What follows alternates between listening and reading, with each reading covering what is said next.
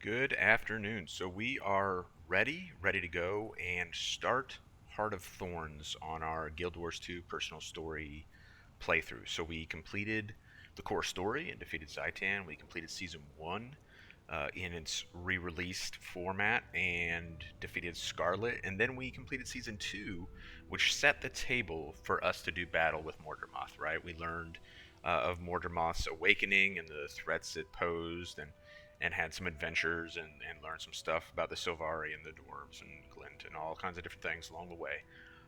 But now we're ready to fight Mordermoth. Right now, we have a problem. Problem being that the entire Pact fleet was decimated as they entered Mordermoth's territory, which would be like all this over here. Well, not Drytop. All this over here, right? So that is problematic, and that's really where Heart of Thorns begins. Now, before we dive into Heart of Thorns, I do want to address just a few things to kind of set the table for what it is. So, this is the first actual expansion that Guild Wars 2 had. So up until that point, the intent was, well, we're going to do Living World. Like, Living World is going to carry Guild Wars 2, and that turned out to not really be viable. I don't know if it wasn't that it was financially viable, or if they didn't feel like it was going to keep players in the game. Maybe that's what they thought. Whatever the case, the studio decided, hey, this isn't gonna work, and so they decided to go to an expansion, which was, a surprise to some folks. In that, Heart of Thorns brought a lot of things that were new to the game. So, like our mastery tracks, for example. Both Central Tyria and Heart of Thorns Masteries were rolled out with Heart of Thorns. These did not exist prior to Heart of Thorns. Same thing for elite specializations, right? So Soul Beast or Untamed, or what else we got here? Where's the other one? Oh, I haven't unlocked the other one yet. Soul Beast, Untamed, and Druid. Where's Druid? There's Druid. Of course, none of that existed, right? So everything that we've done thus far was played by players at the time on the core specs without masteries. Revenant did not exist. Revenant was rolled out and really kind of completed we had 8 classes going into Heart of Thorns and only 2 heavy armor classes, and so there was always the assumption that, like, wow, if we have 3 of each, and one that was like high risk, kind of low health pool, and then one that was kind of mid, and then one that was like high health pool, kind of easy mode, and maybe had some other handicaps elsewhere, or whatever the case, warrior, necro. That would, we want that balance there, right? So there was a lot that was new with Heart of Thorns. Also entering Heart of Thorns from a story perspective, there was something very interesting going on, which was the question about what was going to happen to Sylvari. And there was some genuine speculation on the part of much of the community that players might be pitted against each other, that the Sylvari players might in some way find themselves adversarial to all the other players. That probably would not have been optimal for ArenaNet to do that. There's a time and a place for that kind of thing, but a full expansion probably wouldn't be it. So it's probably for the best that they didn't go that direction.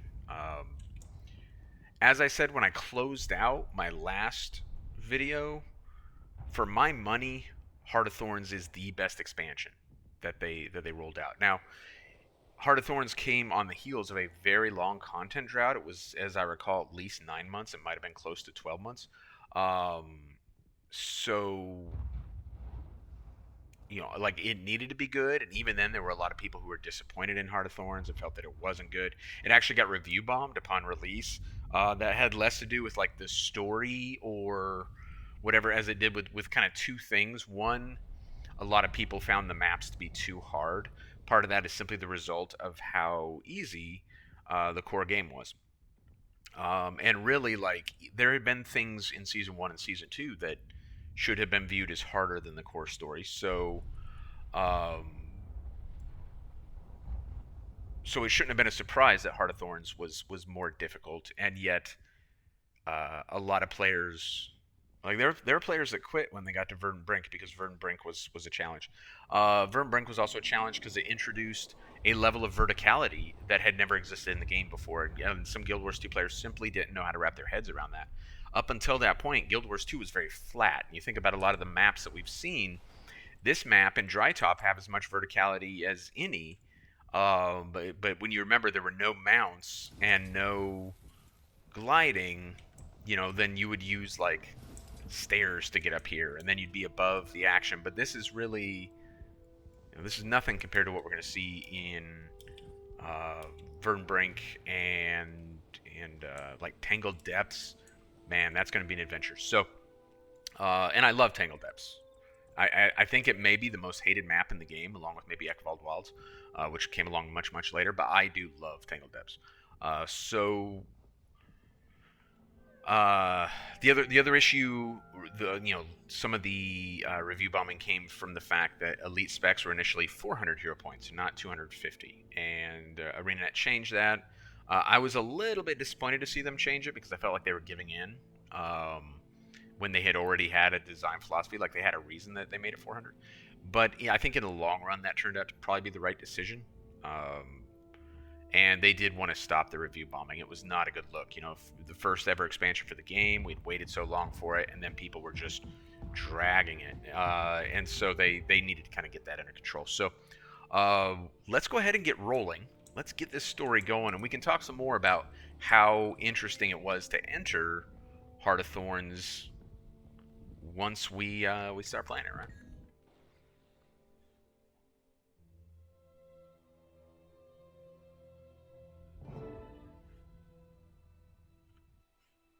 Commander,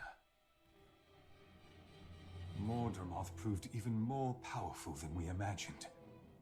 The jungle itself set against us and shredded our ships. And then there was the call. All of us Sylvari heard it, and many followed Mordramoth's commands, turning on their pact allies.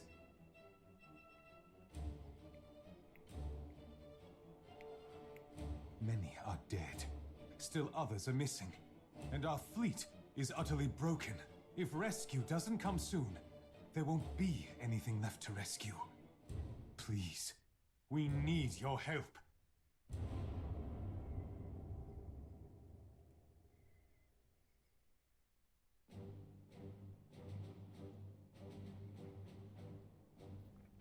I don't know why. Some cutscenes I have no volume or almost no volume, and some I have great volume. I'm glad we had great volume on that one because it sums up what we had already seen in some previous cutscenes and what we know, which is the devastation of the Pact fleet, right? So the entire fleet goes in there and the entire fleet is annihilated, right? You think we were like the Russian military or something, like we completely just destroyed as we took a step forward. Now, it might be a little bit over the top to say, hey, Commander, can you please help us because who else can? Like, hey, the Commander's still just one person, right? Like, it's kind of silly.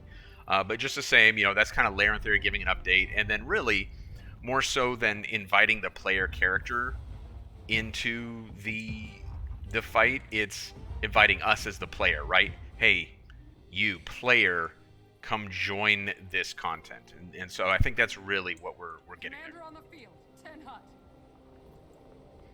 All right. This all can be skipped. This entire thing, which takes place in the Silver Waste here, and it takes place in like an instance of the Silver Waste. So normal Silver Waste things are happening through here, but also story things are happening. It's a really interesting design.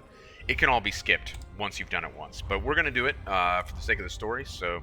Good to see you, Commander. Some of your associates are already in the field. They were eager to help. At ease, Tactician. Larenthir called for my assistance. What can you tell me about the situation in Maguma? We've seen a few survivors coming out of the jungle, and the news isn't good. Mordramoth destroyed the fleet as soon as it arrived. It was a massacre. Those that survived are in disarray. We're keeping the way out of Maguma open, mostly. But Amber Sandfall is getting hit pretty hard. If we lose that... We won't. We need that way out for survivors, and a way in for reinforcements if we're going to turn this around. We also need Traherne and Destiny's Edge. They were with the fleet, and I need to know what happened to them. Alright, so let's try and catch up here. So, there are like a few little checkpoints. And it's looking pretty grim. We don't have the full story yet, but based on Should we tag along with the Priory? we have to prepare for the worst. Our orders So have the changed. as they, you know, like they just kind of consistently do that. Let's not wait on them. Let's go ahead and find our friends. We're the commander, right? Like, we don't need that. Look, we can glide. We can glide in instances now. All right, so here we see Rox and Bram waiting on us to join the fun.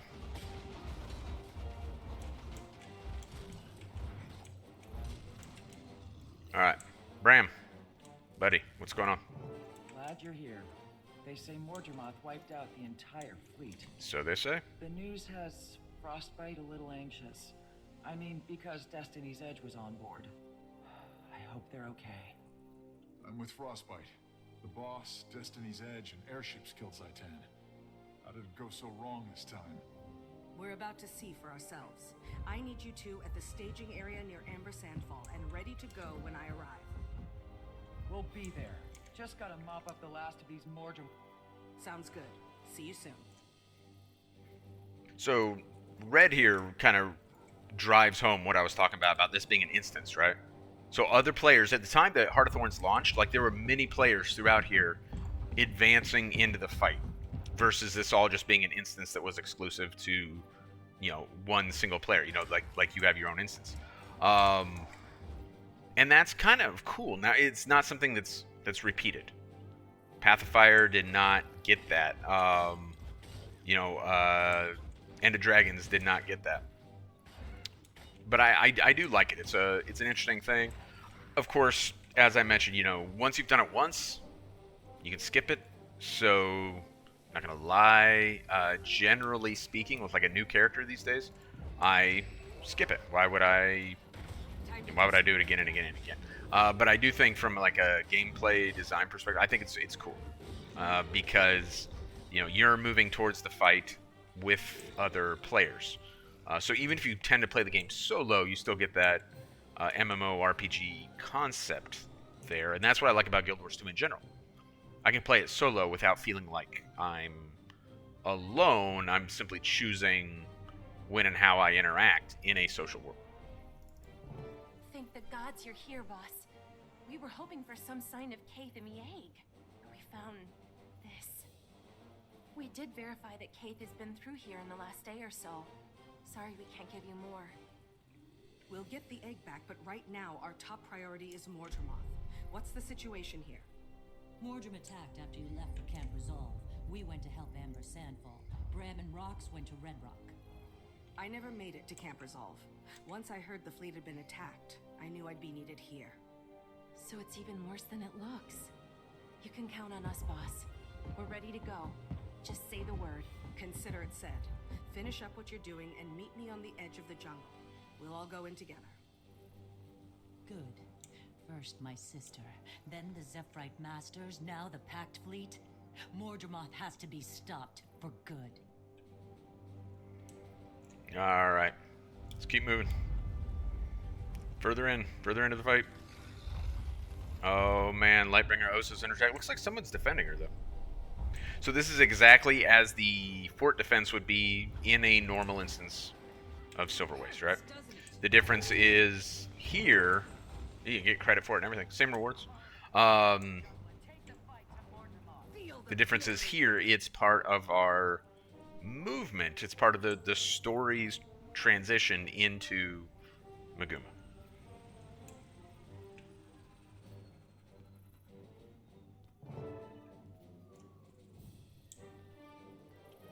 Oh look, it's Kanak.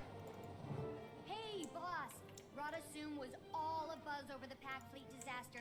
I knew you'd get involved, so I came to pitch in. Scruffy and I gave these locals a lesson in Mordrum bashing while we waited for you. Oh, and Canuck helped too. Yes, I helped. And I thought the Firstborn were full of themselves. Commander, Countess Anise sent me to support you and represent the Shining Blade in the fight against Mordremoth. The jungle won't contain Mordremoth for long. Mordrum incursions are already happening as far away as Diessa Plateau. I also have an obvious personal stake in defeating the jungle dragon. In any case, I am at your disposal. Glad to have you both aboard. We're gonna need all the help we can get. Let's move out. Alright, so once again, we're going to go ahead and drag a child with us into combat. And then we also got Canuck. So, up until this point in the story, you remember that we were very distrusting of Canuck because they're, once upon a time, kind of pre-Season 1, between Core and Season 1, Canuck is very briefly a villain for a tiny little event that isn't even really, like, part of the story. It's just kind of a thing that happened. It can be played through again today. I didn't include it in the story playthrough, but you can access it through Eye of the North. And you can kind of see what that's about. So once upon a time, Canuck was a bad guy. His redemption arc is slow and logical and for us as the players, takes place over the course of a number of years, right? Because we saw him several times throughout Season 1. And the commander, our player character, up until this point has been very leery of him, very untrusting.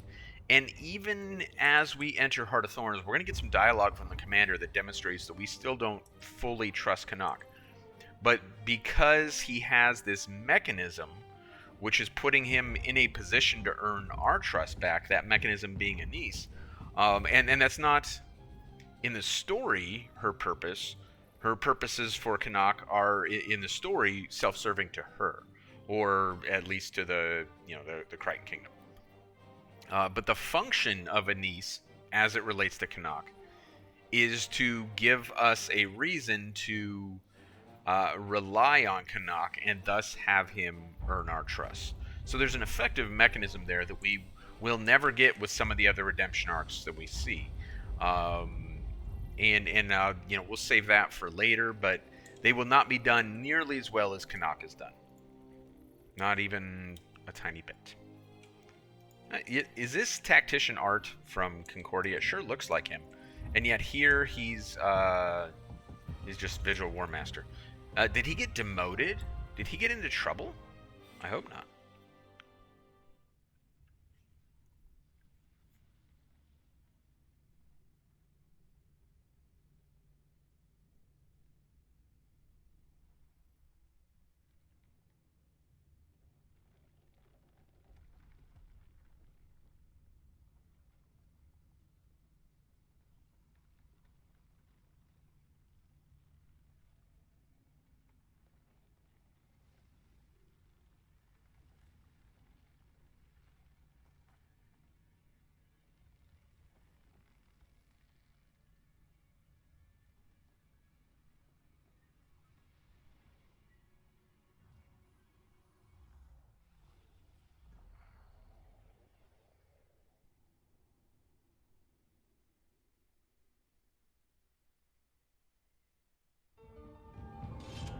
Pretty slick, in my humble opinion.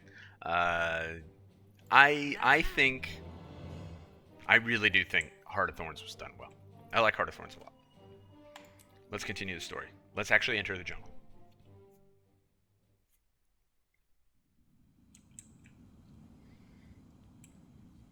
Stay sharp, people. Mordremoth hit the pact hard. It's up to us to pick up the pieces.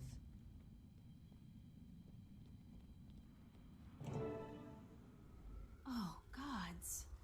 So much wreckage. I was expecting carnage, but this... Mordremoth actually took down the entire fleet.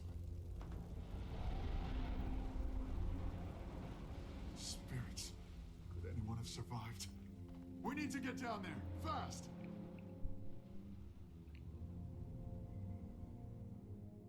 I see a camp. And a camp means survivors. Bram?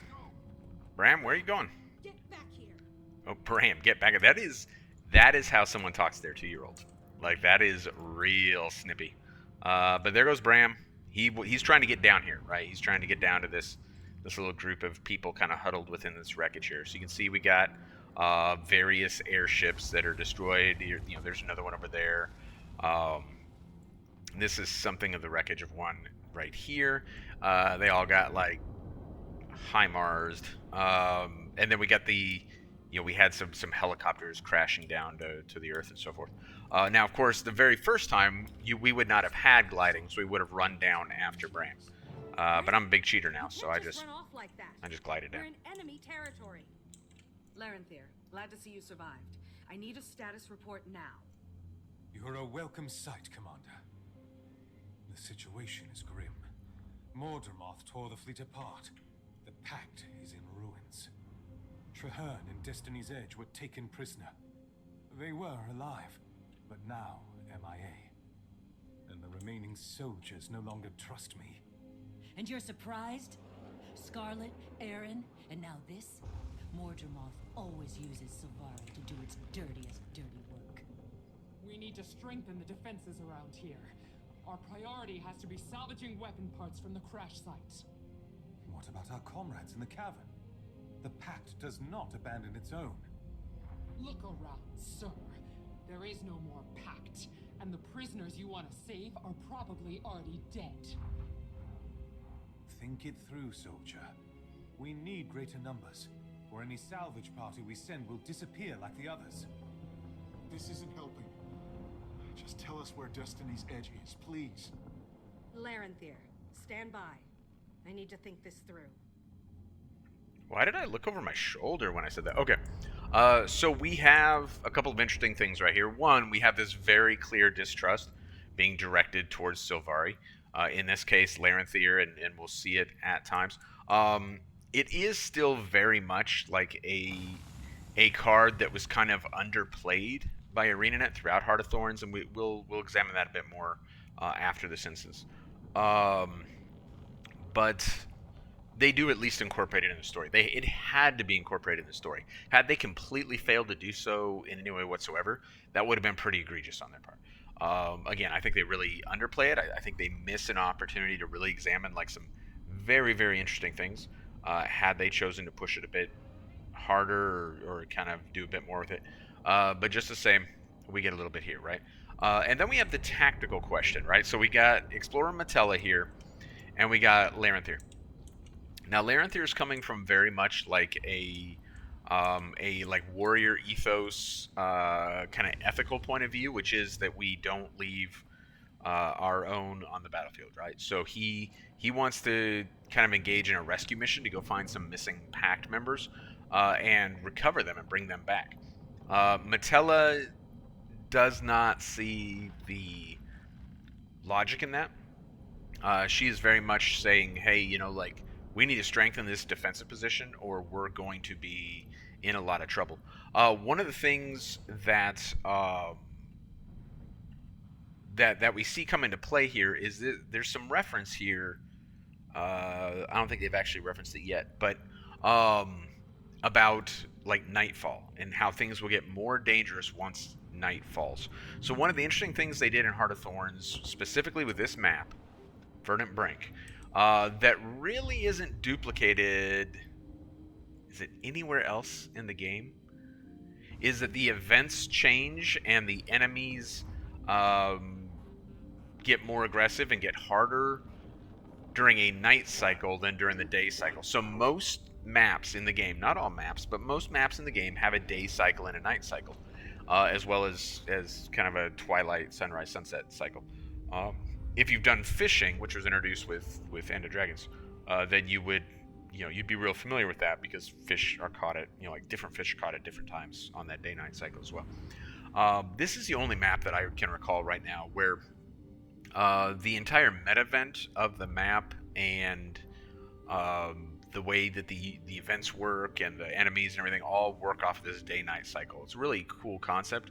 I have a sneaking suspicion it was just too difficult for them to continue to incorporate in other maps, and so it's something they kind of went away from. But very cool concept we heard it mentioned here. Anyway, so the tactical decision. So we understand what Larenthir is saying, where he's coming from, but he has a couple of, from a tactical point of view, like errors in his logic. One, he says, well, we need to get more people, or any salvage parties we send out will disappear like the others. Well, yeah, but that's equally applicable to going to rescue people, Larenthir. So like, by your line of logic, we shouldn't be sending anyone out to do anything. Where risking people is not necessarily the best way to gain people, unless you want to make that calculated risk, which I guess is what Larenthir is proposing. But he has a huge break in his logic there. We have no reason to believe that rescuing the prisoners will be any easier than salvaging anything. And the second issue is from a tactical point of view, especially if you believe attack is imminent, if we're concerned about nightfall, strengthening your defensive position should be like a massive priority. So Metella is really like mostly on point here. The only problem I have with Metella's perspective is that hunkering down in place, if you are on your back foot, if the enemy is on the offensive and you are on your back foot, hunkering down in place is almost always the wrong decision, because your situation is not going to get better. Like, the enemy already has the advantage because they have the momentum, both in terms of operational impact and in terms of like decision making and morale. So you have to do something. Whether that something is retreat, whether that something is assault through, whatever that is, you have to do something. You can't just exclusively hunker down. So if that's what Metella is proposing, then she does have a problem. But Larenthir's solution is also, like, if that's really where we're at, then we just need to retreat back into the Silverwaste and put together a new army or whatever. But we feel like we don't have time for that. And of course, that wouldn't make a very compelling story. We got all these different people we can talk to. Let's chat with a few of them and see what they think. Agent Gunnard, what are your thoughts? And salvage to build up this position, or we're all gonna die. All right, well, that was very direct. So we see where he's at on this. What about Crusader Gat? Larenthir's right this time. We have to rescue the packed prisoners. It's both logical and our duty. I agree that it's your duty, Crusader Gat. Again, I have a problem with the logic, but like the math is problematic. But I'm with you on the duty thing. Let's Rox? focus on protecting the soldiers we still have. I say we scare up some turret parts to defend this position. Okay. There's nothing wrong with that. Nothing wrong with your logic, Rox. Destiny's Edge we're taking prisoner too. Rescuing Larenthir's soldiers might help us pick up the trail. Okay, so Bram brings up a good point, right? We're already on a rescue mission. We're trying to track down Destiny's Edge. So rescuing other folks may give us insight into the enemy's methodologies, their TTPs in terms of how they take prisoners, where they're transporting their prisoners, et cetera, et cetera. So I like Bram's logic. Ultimately, I'm with Crusader Gat. Can we not talk to... I would love to talk to Canuck about this. Apparently, he has no opinion. He has the same opinion as Frostbite. I'm with Crusader Gat. We have an obligation. So this isn't about... while you can make a compelling argument that we should be making a tactical decision, I'm going to make an ethical decision and say that we need to go rescue the prisoners. We have to recover the prisoners from nearby caves. So Larenthir at least has an idea of where they're at, apparently. The Mordrum could have killed them, but instead took them alive. Mordremoth must want them that way. I shudder to think why. Okay, have we mustered a rescue party? Wasn't able to. My troops refused to risk their lives following my orders. Well, especially since these prisoners are all Sylvari. Weird coincidence, but we understand that, right? We understand that this is naturally something that should be making a lot of people uncomfortable. The Sylvari were taken prisoner. A Sylvari wants to go rescue them, and every Sylvari, truthfully, every Sylvari should be viewed as potentially compromised, given the nature of the threat, right? So I wouldn't say like every person of ethnicity X in the United States is a threat because of whatever national defense situation, right? Because that's not how terrorism works. That's not how geopolitical conflict works. That's not how ideological conflict works. But Mordremoth is using really like a genetic attack, right? Because they are born of Mordremoth, he is able to tap like right into their minds and assault their minds. So by virtue of the fact that they're Sylvari, they are at risk. Just like we have an ethical obligation to go rescue these prisoners, we have an ethical obligation to, trust our comrades until they give us reason not to, right? So we're going to trust Larenthier, we're going to trust Canuck, we're going to adhere to Gat's suggestion of this, you know, we have an ethical obligation. Let's go get these prisoners. Everyone listen up. We've suffered a serious setback, but we're far from beaten. Larenthier is still your commanding officer, and he has my full confidence. Clear? Yes, Commander. Larenthier will join the search and rescue team. If you're not on that team, dig in and fortify this position. Now fall in and let's get to work. It's not worth risking more lives to save Sylvari prisoners. They're already gone. Sylvari belong to Mordremoth. Not all of us. The lost, the weak-willed, these Sylvari are vulnerable. The rest of us fight back. He's right. Mordremoth wants us to turn on each other. Are you gonna play right into the enemy's hands? Not in this lifetime. Go on, rescue your prisoners. I'll be here, protecting the comrades I know I can trust. Alright, so we get like a healthy dose of you know, prejudice out of Matella here, but understandable prejudice. And I appreciate that because it's a natural reaction. So it should be written in. Thanks, Tiny, but go easy on the Asura wisdom for now. A little preoccupied. Alright, do we have some folks who are going to join us here? Or... It's not just us and Larenthier, is it? I thought someone came along with us. Oh, yes. Gat and Canuck and Larenthier. Okay. Cool. We got a crew. Let's do it. Is it just 4 of us? Looks like it. Bloodstains, but no bodies. Not a good sign. Well, I mean, it depends on your perspective, Commander. It might actually be a great sign. I mean, bodies would be a bad sign, right? Stop them. Keep them away from the cages. Time to do some real I cannot damage. do this alone.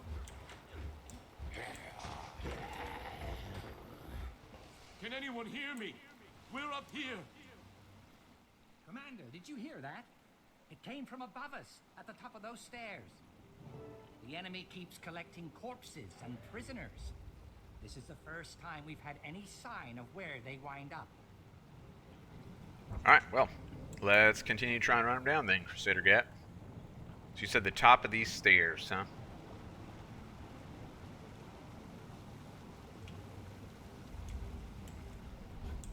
Feel the fury. Man, I could really go for some Reese cups, and I did not buy Reese cups today at the grocery store. What a blunder. Let us out of here. Oh, I messed up. Alright.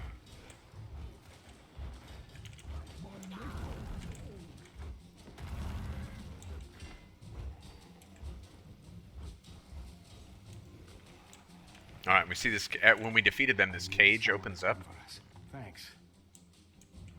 Alright, so we've rescued a Pale Reaver here. So remember, Larenthier mentioned that the prisoners that we're trying to rescue are Sylvari.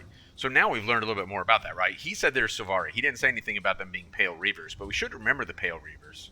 And remember that they are an all-Sylvari special, you know, you can almost say like a special operations unit that work for Larenthier within the Pact. And that they rely on like firepower, like snipers. They're like a sniper recon unit. You know, some sort of, yeah, I don't know. I mean, different services call that different things. But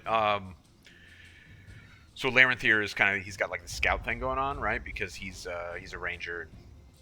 You know, he's got his bow and everything. And then we should see all the Pale Reavers, generally speaking, with rifles.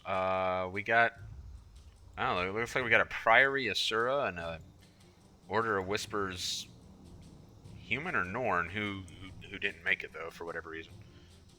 They did not survive. That does kind of conflict with the whole like all the prisoners are Sylvari. But you know, when they wrote that little bit of dialogue for Larenthier, perhaps they, you know, were thinking you know, all the prisoners that we're gonna, you know, portray as alive are Sylvari. I'm ready to kill the enemy, sir. All I need is my rifle and a clear line of sight. Alright, so another Pale Reaver. No more dead bodies here, though. Oh, man, we got a boss. Oh, no. Welcome, Father. Mordremoth has plans for you all. Kind of conflicted on being called fodder. Like that's. There is no escape, I mean, Commander. yeah, I assume that's like derogatory, right? Should be. But I kind of, you know, I mean, it's kind of the commander's thing, so maybe I'm not nearly as upset about it as I should be. Help your servants destroy them.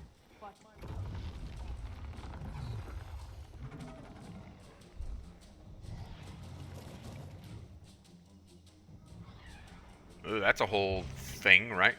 So it is, that actually brings up like something interesting, which is that we had been given some, you know, throughout, you know, season 1, or I'm sorry, season 2, and then some kind of preview events. We had been given an opportunity to kind of see what the Mordrum were all about. Is it just me, or am I amazing? And what kind of adversaries they were. Glad you're alive. We feared the worst when you went missing. What went on here? Mordremoth's forces overpowered us. They locked us up here with corpses from the crash site. They took the others south to join the Jungle Dragon's army. We would have been next. We didn't break. And now we're going to give Mordremoth's horde a taste of what it gave us. I hope this proves what I've been saying. If we work together, this doesn't have to be a total disaster.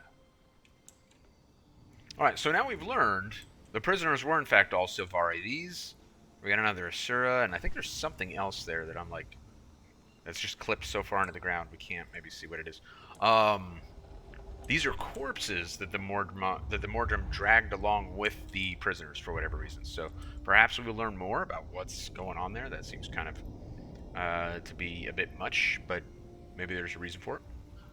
Alright, so we still have comrades who are kind of hunkered down in their little camp, and they could be coming under attack at any time. We didn't reduce their numbers, in fairness, because we left Rox and Bram there, and Timey, and a robot, and only took Larenthir and Gat. So they don't have too much to complain about. We still added to their numbers by 1. But now if we can get back, not only will Canuck and the commander be joining, but now we have several Pale Reavers to contribute to the fight as well, right? And that's a good thing. Everyone should be happy with the outcome of this. Except for these Pocket Raptors. Who, speaking of like players who were really frustrated about Heart of Thorns being harder than core content, like being caught off guard when they entered Heart of Thorns, no enemy did this more, I think, than the Pocket Raptors. I think there are definitely enemies in Heart of Thorns that are worse than Pocket Raptors, but it was the first thing. Like, players would come down, they'd enter this map, right, Verdant Brink, up here. They'd have to, the first time everyone had to do this instance, right? But then, you know, subsequent characters, that wasn't the case. But they'd come into the map once they finished this instance, like open world, and they'd come down here, and they were ready to start pursuing mastery tracks and getting their gliding, and there's a whole expansion to explore, and they're excited about that. And the open world, there's like 5 packs of Pocket Raptors between this bridge and like where we're standing right now. And players would just like run down here, like assuming they could run by adversaries the way they had throughout all of core. And those you can't just run by Pocket Raptors. Like they're like super tiny and quick. They're super glassy, and like, you know, like they're really easy to kill. They're not a big deal, but every now and then they'll sneak up on you and just wreck you. Up and do your jobs. It's a long time until daylight. Come on. I don't remember that. All right, so we now have more people than ever because we got the Pale Reavers here. What we don't have are turrets, right? Had we made the other choice, we would have a couple of turrets here, or one at least. The other thing of note is there are achievements associated with doing each. So if you really want to, oh man, that helicopter like almost squished us. If you really want to like hunt down a whole bunch of achievements in Heart of Thorns, it's actually helpful to like have more than one character. The other thing, yeah, you get some Crusader. Yeah. The other fun thing that's kind of interesting about Heart of Thorns is it does play a tiny bit, not significantly, but a tiny bit differently if you are Sylvari. There will come a point when Mordremoth starts to, like, you know, threaten us and kind of, like, we will hear the voice of Mordremoth. Because I am human... Voice down, or you'll be the next one to go. Calm down, Agent Gunner. Like, obviously they know we're here. You're like that first sergeant who's, oh, no smoking on the fob at night. Shut up, first sergeant. We have like 12 generators outside the fob. I'll smoke if I want to, idiot. If you play through as Sylvari, you can actually understand what Mordremoth is saying. Now, because we're human, it's just going to sound like but definitely playing through Heart of Thorns once on a Sylvari, totally worth it. Assuming you like the content. If you don't like it anyway, then doing it once more on a Sylvari is not going to make you happier. You're not going to enjoy it more. But if you find it like relatively, compelling, interesting content, then play through it on a Sylvari and check it out. It's kind of a different flavor. I did the first time I tried to do a Guild Wars 2 story playthrough, which was before Season 1 was re-released. So I did Core Season 2, and then I made it into Heart of Thorns, and I specifically tried to play Heart of Thorns on a Sylvari character for that reason. But I had some other stuff going on at that point in time that kind of took me away from the playthrough, and ultimately, I have a hard time playing Sylvari characters. I don't like Sylvari very much. So, while I do encourage you to get like that different perspective of playing it on Sylvari, which I have done before, for the playthrough I couldn't bring myself to do it again because I'd already done it before and I was not enjoying it. And, with the other stuff going on, doing something you don't enjoy as like a recreation thing is not very healthy and generally isn't going to last long.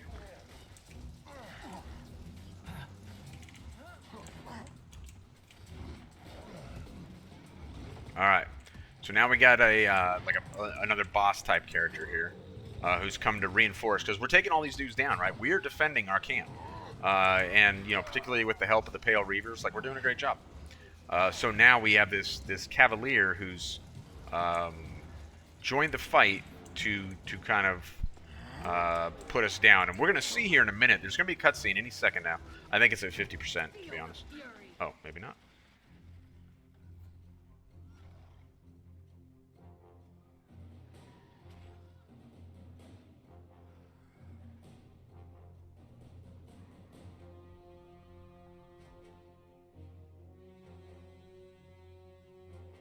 Sharpen your blades and guard your vitals.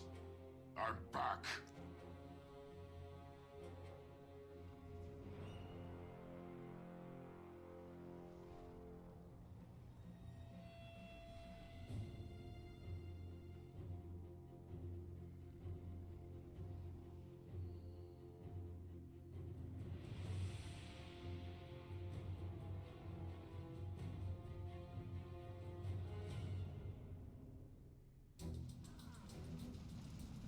All right, so we get our cutscene there. One, we do see that this Cavalier is quite formidable. We saw the way he put that Order of Whispers hammer-wielding person down. And then we get Ridlock back, right? So we have some talking to do about that whole thing. Now, at this point, now years later, looking back, there is some like justifiable dissatisfaction with certain aspects of Ridlock's return, but those did not exist at this point in time. Now, that only came about because of problems Renanet's had since. That'll do. Ridlock coming flying back in with new armor and this blindfold, like this whole thing going on here, was at the time like pretty awesome. And that was a pretty good cutscene. There's other things about that cutscene that really make it pretty slick. I really, really, really like that the skill he uses to dismount that kind of boss type guy. I mean, he's not a boss, but the dismount that guy off of his raptor type thing is an actual skill that heralds have. So that's pretty awesome to incorporate like a real skill, because like we don't always get that out of the NPCs, right? So we do get it here, and I think it's a welcome thing. The other thing I really like is just in terms of kind of their direction of that cutscene when they were putting it together, the way, much like some kind of medieval movie where like these two kings are on the battlefield, because that's what kings did back then, or so we're told, and they're cutting through various foes, and then they see each other across the battlefield, and they're like moving towards each other, and somehow the fight like parts like the Red Sea so they can get to each other, and it's kind of an absurdity, historically speaking, but it makes for a good medieval movie, right? And we kind of get that between Ridlock and this boss, where they see each other from across the battlefield and engage. So now, going back to when this very first was released, everyone was pretty sure we were going to get Ridlock back. I mean, after all, the story makes it clear Ridlock's not dead.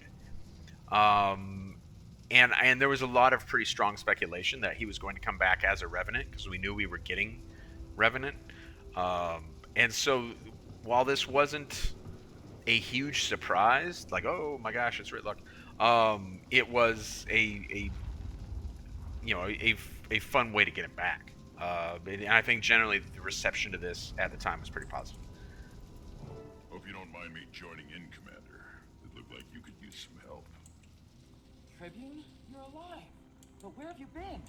And what's that new magic you're using? Later, Cub. All you need to know is that I'm back, and I'm better than ever. Right now, we've got comrades to rescue and dragon minions to kill. Ritlock's right. We need to find Destiny's Edge and hit Mordremoth where it lives. Let's go, Tribune. Time for us to kill another Elder Dragon. Commander, there are more Pale Reavers out there. I'd like to gather them together and take command.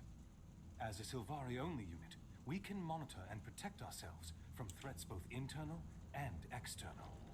If any of us show signs of faltering, the others will do what needs to be done. All right. Request granted. Good luck, Larenthier. Listen up. We're breaking camp. Get the wounded to the Silver Wastes. Larenthier will remain here to secure the area. Thank you, Commander. I'm headed to the high ground. That's where the Pale Reavers were trained to go. And do talk to some of the Pale Reavers we rescued. They may have overheard valuable intel while they were imprisoned. Alright, there's a little bit more dialogue if I'm not mistaken. Shiny. Tribune, I saw you dive into the mists. Where did you end up? How did you learn new magic? Look, history is full of legendary figures. Heroes and villains, idols and monsters. While I was in the mists, I figured out how to harness their power and make it work for me, okay? Okay, but I have a lot more questions. Save them. We've got a mission, soldier. Let's get to work. Okay, so like I said, at the time, I think by and large... Ritlock looks more dialogue. He fights different, too. How is he doing what he's doing? Doesn't matter. It's working. I'm glad he's here. Me too. It's a good omen. We took heavy losses, but we're still in this fight. Okay, so like I said, I really do think that by and large, Ritlock's return, while it is a little hokey, oh, here I am, catchy saying, like, sharpen your knives and guard your vitals, or whatever it is he said. It's a bit much, but I think generally that was all pretty well received. However, it would not take long for that whole later Cub, when she asked, like, what happened to him in the mist, for that to become a pretty serious Guild Wars 2 meme. And more than ever in 2023, it's a colossal meme. Why? Because Guild Wars 2, or ArenaNet, will never, ever, ever, from what we can see, come through. Now, I think they will one day, so I shouldn't say never, ever, ever. But they have still not given us, like, anything really substantive on that. And it's a disappointment. It really is, in my opinion. Now, the problem is... That's quality armor. Thank you so much. That's become a huge meme too. That is the map armor for this map, right? Each map has a set of armor that you can obtain. I always found the bladed armor to be a little bit over the top, but it is amazing. Oh, I don't actually have this mastery unlocked yet. So with the exception of the chest, once you unlock this, you can buy these with the map currency, and it's stat selectable. So this is one of the best, especially if you need a weird stat, this is like the best way.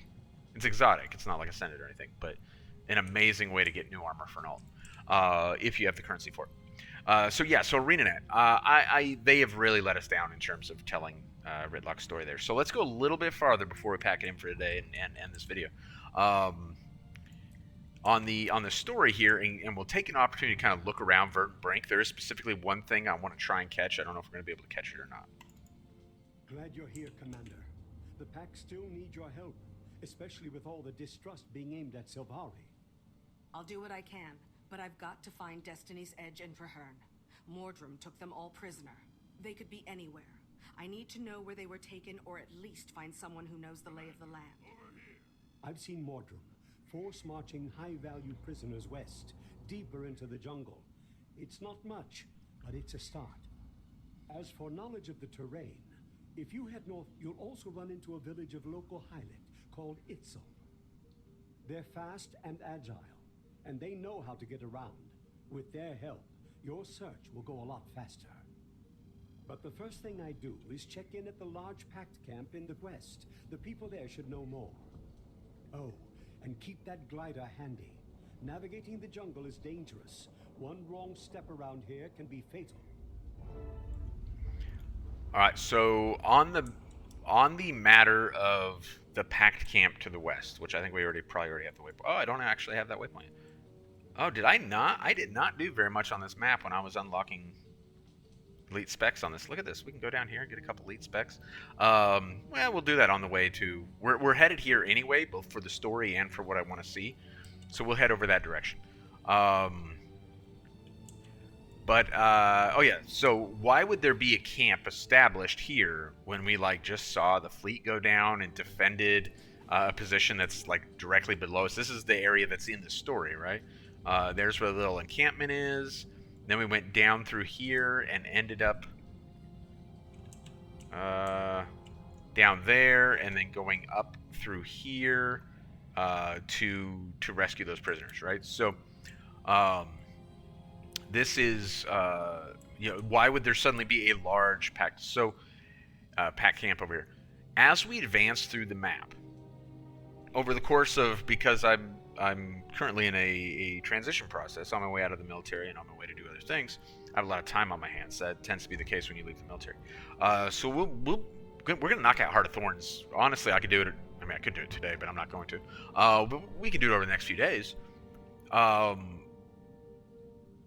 The period of time that's supposed to be as we go from one chapter to the next in this story is undeterminate. It's not clear, but it is meant to be a period of time that's long enough to consolidate forces, re-engage, and pursue this conflict. So it could be this camp, from the time we enter here to the time we get to this camp, could easily be perceived as days or even a week. Let's say it's 5 days, right? Enough time for people from all these different crashes, there are crashes all around here, to consolidate and try and pull provisions from some of those. And we'll actually see events like over here. I don't know if we'll see them or not on this playthrough, but there are events in some of these other regions that show survivors from the crashes doing exactly that. Consolidating, organizing, grabbing supplies off the crashes, arming themselves, and preparing to try to do something again, regain the initiative. And so do not assume that an hour between, each of these instances is an hour in terms of the story. It could be days or more. All right, here's a pack of pocket raptors. Sweet. So this, I want to walk for a minute before I just mount up to give an idea of what I was talking about. We actually have two packs of pocket raptors here.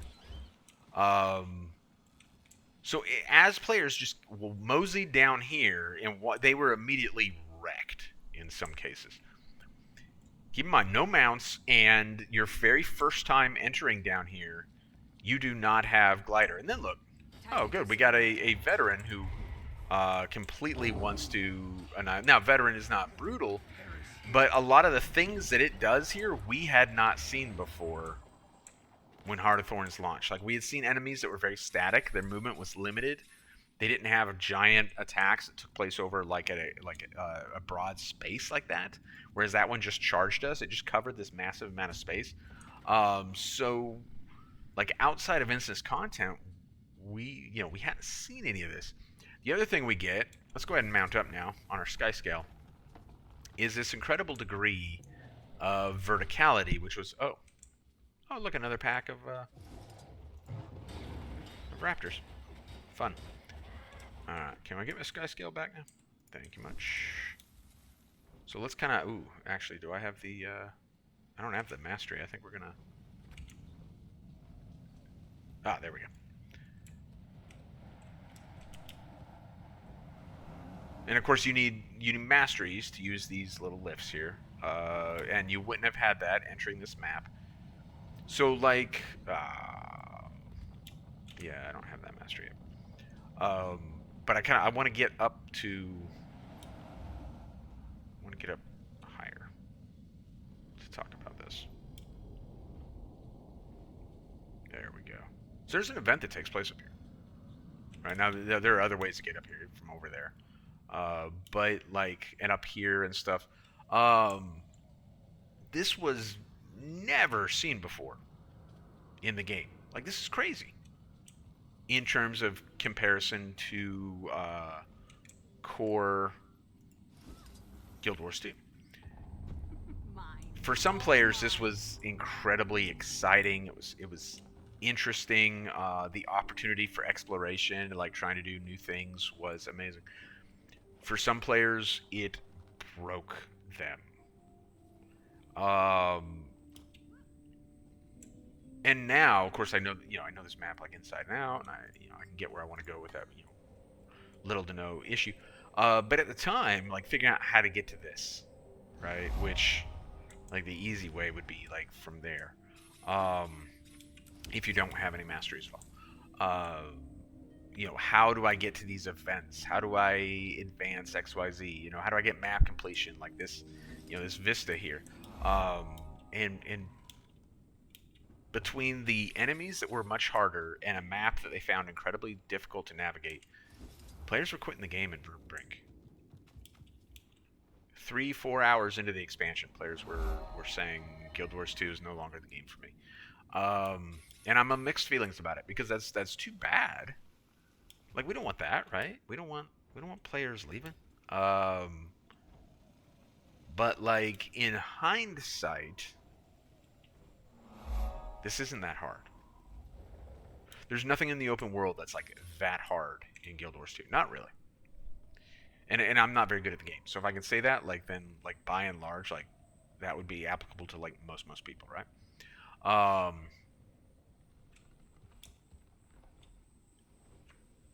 But it hadn't been this way before.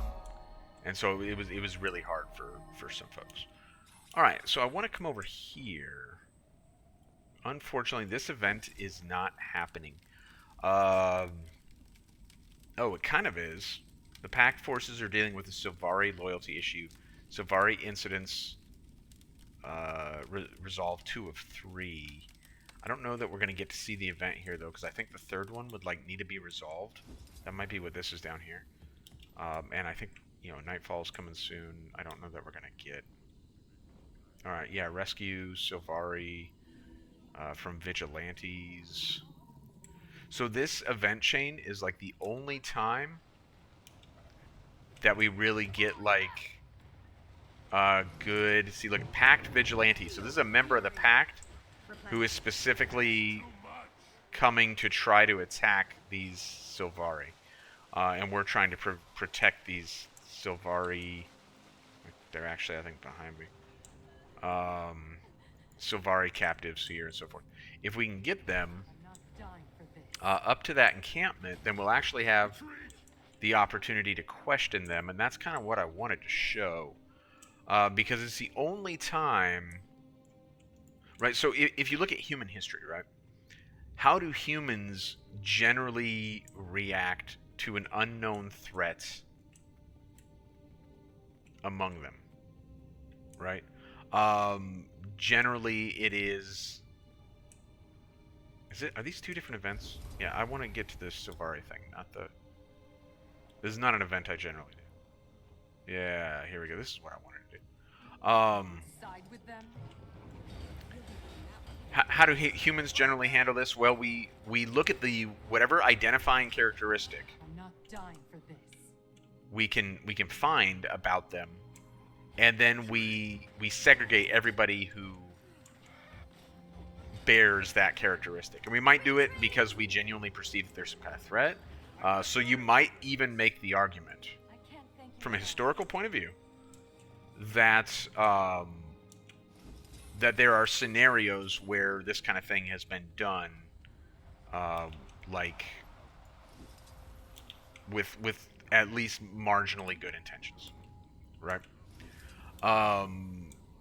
There's also situations where it's taken place, where hatred is taking place along those same lines, right? But let's use the the American internment camps during World War II as an example. So, in terms of national defense, strategically, that made sense to some people at the time. We look back and we say that ethically, unquestionably, it was the wrong decision. I don't know that there's room for argument there. But we believed there may have been a threat among us, just like the Silvari are a threat here, and just like humans tend to do. We looked at the common thing that anyone who's part of this threat, what are they going to have in common? Well, they're going to be Asian, or they're going to be German. Though we did it with Germans far less than we did it to Asians. Real strong suggestion that that there was certainly a large degree of racism involved. And so we're going to use that as the criteria by which we try to identify this threat, right? So the event that takes place here, which maybe we're not going to get. Feel safe with all these Silvari roaming the camp? They're hardly roaming free. Don't worry. We won't arm the ones we don't trust. I don't see us arming any at all in that case. Yeah, it's like that dialogue right there. Like the event that happens here, where all the Silvari prisoners are sorted through, and What kind of grumblings? Murderous ones? Perhaps. Treasonous rumblings at the very least.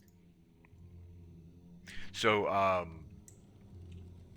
call it what you want, right? Because from a military standpoint, it's a complete necessity. If you have a population of prisoners, to screen those prisoners, and try to identify, which ones may be a significant threat, which ones may not be a significant threat. Like that's a military necessity. There are certainly some negative things that take place as well, and that's of note. But that happens right here. And it's as close as ArenaNet comes to really addressing the possibility that within this world where the Silvari represent a significant threat, that they could have been, that they could have gone through an internment camp type of situation, or suffered significant persecution, that kind of thing. And the door was very much open for it. And ArenaNet chose not to do it. Now, it would have been a massive risk from a PR standpoint, because if that had gone bad, or if they had written it poorly, then they would have had a real bad day, right? But oh man, we got down here exactly the wrong time, because now we need to defend this rally point before we can talk to the Ensign Wilton here. In fact, I don't know. Do we want to talk to Wilton? Yeah, let's talk to Wilton now. How long have we been? Ooh, we're at over an hour. We'll talk to Wilton and then we'll end. Um, so at the end of the day, that's not what Guild Wars 2 is. As much as the studio likes to kind of project a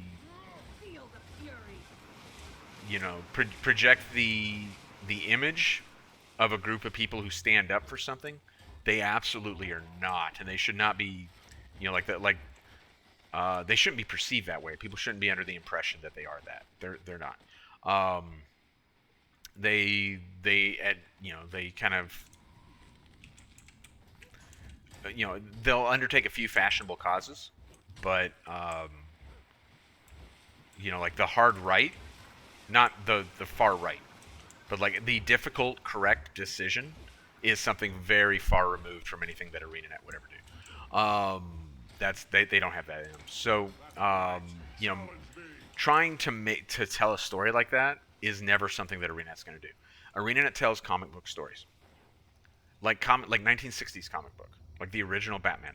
Like when we get into season 3, when we finish Heart of Thorns and get into season 3, which Heart of Thorns is good, and Heart of Thorns has a little bit of a dark streak. We won't really get that again until Icebrood Saga. Most of the story between Heart of Thorns and Icebrood Saga is going to be Scooby-Doo meets Fast and the Furious. That is how I've always described it, and I think it's quite I think it's a good description of what the Guild Wars 2 story is going to be for several years' time. And even when they have the opportunity to do something more, such as here in Heart of Thorns, where they could really make it like a really interesting thing. And I'm not saying it needs to be preachy, because preachy would be altering the story or like kind of bending the story to make a point. But where the story's at right now, it would be logical to assume that Sylvari would be heavily persecuted, and they're actually going to avoid that logical outcome because it's hard to deal with it. Still alive. We won't, So Heart of Thorns is still like I said, the darkest content until Icebrood Saga. In season 4, there's a little bit there's a moment when you say, "Oh, this is going to get a bit intense," and then that issue is solved in one dragony chomp, one of the most horrible MacGuffins in the history of gaming, in my opinion. And I'll roast that heavily when we get to that is, just embarrassing for ArenaNet. But we're a long way off from that in the story. And right now, the story is pretty good. Even if we're not going to examine heavily the question of the Sylvari. And I think we were coming up to it in the event chain, if I'm not mistaken. But then night fell. And we got 40 minutes till daybreak, so we're not going to worry about it. We'll talk to Wilton as soon as the camp is defended here in 10 more seconds. And we'll pack it in. Yeah, it's a shame, I don't even know that, let's say I bought ArenaNet tomorrow. Would I even change it? We did it. We held strong. I don't know. I mean, Find us some backup before they come back. Because at this point, most ArenaNet or most Guild Wars 2 players, they know what ArenaNet is and is not. And to suddenly change a lot about what the studio does, is this a strong enough game to kind of go through that? Or would being more of a grown-up destroy this studio? I think it would destroy the studio. I think if we asked them to be grown-ups, it would destroy them. So probably it's best to just let them be children when all said and done. Ensign Wilton, what are your thoughts on the issues? How can I help you, Commander? Marshal Traherne and Destiny's Edge were taken prisoner. I'm trying to track them down. Do you know anything? I haven't seen them, except for Kaith. She wasn't on board the fleet when it launched, but she's definitely here. Kate's here. When did you see her? Where did she go? She came through a few hours ago, heading west. She was trying to keep a low profile, but I spotted her. Was she wearing a large backpack? I think so. I only caught a glimpse. You of all people know how stealthy she can be. What was in the backpack? Something important to me. And when I catch up to her, I'm gonna take it back. Thanks very much. Good luck. Ask around before you leave. A lot of these soldiers have seen things I haven't. Things that could be useful. Alright, that's exactly what we're gonna do. We don't have enough weapons to outfit all the soldiers. Improvise. We've got plenty of scrap. Start shaping spearheads. Wow, that's spearheads, man. So I was on an exercise once, and it was a live fire exercise. We were firing live rounds. It was training. It was an exercise. We were firing live rounds, and of course, you have to be very deliberate in what you do. You have to be controlled in what you do, because you're firing live rounds, and your buddies are close to where your rounds are impacting. Right? You don't want to shoot your buddies in the face. That's generally considered to be a bad thing, right? Any change up here? While we're on our way up to talk to that scout? No, there aren't. And this one E5 sergeant got all worked up when his weapon jammed, and another fire team, 4 people, 2 of them had their weapons jammed. Probably just bad weapons maintenance, to be honest. But 2 out of 4 now had jammed weapons and couldn't engage enemy as they were clearing a trench. And so this guy tells his fire team to fix bayonets, and they're going to charge the trench. Well, I was on a machine gun team, and them charging the trench with bayonets is a little bit of a problem for us if we don't know it's going to happen, because we will not shift our fire fast enough, and they will be in the trench while we're firing on the trench. Fortunately, someone else put a stop to it. Someone with much more rank than E5. And we did not shoot our buddies, but it was just, this guy was just like, fix bayonets? Wild, man. People are something else. Any thoughts on this, Pack Scout? Commander, glad to have you with us. I can't stay. I need to find where the Mordrum take their high-value prisoners. All the prisoner trains I've seen go west, especially ones with officers and the like. What do you know about the Itzel? The tree frogs to the northeast? Not much. They're quick. They move through the canopy like they were born in it. I think they're friendly, but with all the Mordrum activity around here, I'm guessing they have to play it safe. Anyway, you'll need help if you're heading west. Ask the Itzel. They'll know the best way to get where you're going. Alright, so we need to ask the Itzel. And that's that. Now, I mean, that's sound, right? We are in foreign terrain. We don't know anything about this place. Why not seek help from, the locals, for lack of a better term, who do know the lay of the land, right? And don't we do that, that's a real thing, right? So, all right, on our way to meet the Itzel. So, that's where we will pick it up next time. I'm just going to go ahead and end this video right here. We have entered Verdant Brink. We have entered the jungle. Bruce Lee. Entered the jungle looking to take the fight to the dragon. We have a long way to go. But we've started that. What we've discovered is a packed fleet that is positively decimated.